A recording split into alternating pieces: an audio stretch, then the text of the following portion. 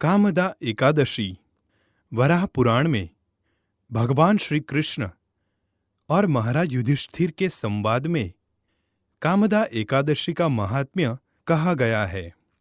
महाराज युधिष्ठिर श्री कृष्ण को कहने लगे, हे यदुवर, कृपया मेरा प्रणाम स्वीकार करे। चैत्र मास के शुक्ल पक्ष की एकादशी का वर्णन करे। इस व्रत की विधि और उसका पालन करने से होने वाले लाभ का वर्णन करे। भगवान श्री कृष्ण ने कहा, प्रिय युधिष्ठिर महाराज, पुराणों में वर्णित एकादशी का महात्म्य सुनो। एक बार प्रभु रामचंद्र के पितामह महाराज दिलीप ने अपने गुरु वशिष्ठ को यही प्रश्न पूछा था। वशिष्ठ जी ने कहा, हे राजन, निश्चित आपकी इच्छा पूर्ण करूंगा। इस एकादशी को कामदा कहते हैं। इस व्रत के पालन से सभी पाप जलकर भस्म हो जाते हैं और व्रत के पालन करने वाले को पुत्र प्राप्ति होती है। बहुत वर्ष पहले रत्नपुर अर्थात भोगीपुर राज्य में पौंड्रिक राजा अपनी प्रजा गंधर्व किन्नर के साथ रहते थे। उसी राज्य में अप्सरा ललिता अपने गंधर्व पति ललित के साथ रहती थी। उनका एक दूसरे पर बहुत प्रेम था। प्रेम इतना प्रगाढ़ था कि एक क्षण भी एक दूसरे के बगैर वे नहीं रहते थे। एक बार पौंड्रिक राजा की सभा में सब गंधर्व नृत्य और गायन कर रहे थे। उसमें ललित गंधर्व भी था। पत्नी सभा में न होने के कारण उसका नृत्य और गायन ताल में नहीं था। वहां प्रेक्षकों में कर्कोटक नाम का सर्प भी था।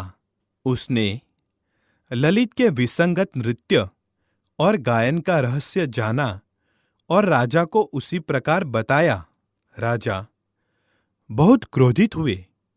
उन्होंने ललित को श्राप दिया, हे पापात्मा, अपने स्त्रीपति कामासक्ति के कारण तुमने नृत्य सभा में विसंगति निर्माण की है, इसलिए मैं तुम्हें नरभक्षक बनने का श्राप देता हूं। पौंड्रिक के श्राप मिलते ही ललित को भयंकर नरभक्षक राक्षस का रूप मिला। अपने पति का भयानक रूप देखकर ललिता को बहुत दुख हुआ। फिर भी सभी मर्यादाएं छोड़कर वो अपने पति के साथ वन में रहने लगी। वन में भ्रमण करते हुए विंध्य पर्वत के शिखर पर पवित्र श्रृंगी ऋषि का आश्रम ललिता ने देखा और तुरंत आश्रम में जाकर ऋषि के सामने उसने प्रणाम किया। उसे देखकर श्रृंगी ऋषि ने पूछा, तुम कौन हो? तुम्हारे पिता कौन है? तुम यहां किस कारण से आई हो? ललिता ने कहा, हे ऋषिवर, मैं ललिता वृंदावन गंधर्व की कन्या हूं। अपने शापित पति के साथ मैं यहां आई हूं। गंधर्व राजा पौंडरिक के श्राप से मेरे पति राक्षस बने हैं।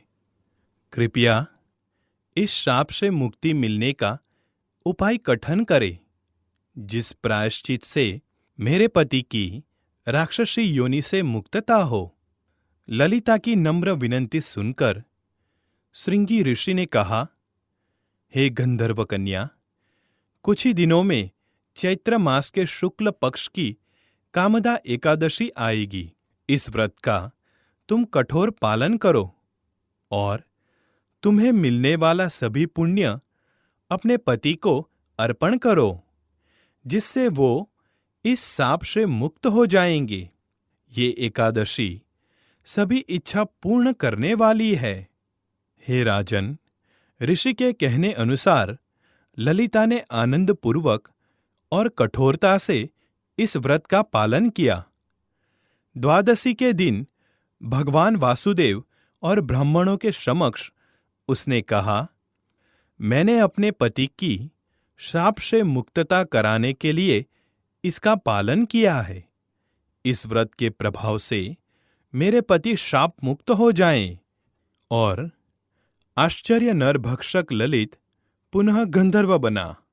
उसके बाद ललिता और ललित सुख से रहने लगे। भगवान श्री कृष्ण ने कहा, हे युधिष्ठिर महाराज, हे राजेश्वर, जो कोई भी इस अद्भुत कथा का श्रवण करेगा और अपनी क्षमता के साथ इसका पालन करेगा, वो ब्रह्म हत्या के पातक से और आसुरी श्राप से मुक्त हो जाएगा।